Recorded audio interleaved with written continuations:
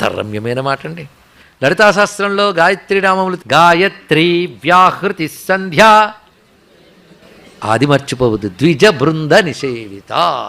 ద్విజబృంద నిషేవిత అనే మాటలోనే ఉపనయన సంస్కారము కలిగినటువంటి వారు ఉపాసించే విద్య గాయత్రి అని చెప్పారు.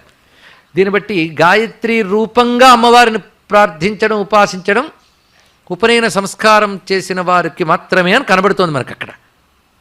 అయితే మరి మిగిలిన వారు అంటే మరి లక్ష్మి ఎవరు, సరస్వతి ఎవరు, రాధ ఎవరు అన్న ఆవిడేగా. మరి అందరూ ఆరాధించవచ్చు కదా. ఇక్కడ అర్థం చేసుకోండి, ఇక్కడ అన్ని వర్ణముల వారి క్షేమం కోసమే గాయత్రి ఉన్నది, అంతేగాని ఏదో ఒక వర్ణం వారికి పరిమితం కాదు.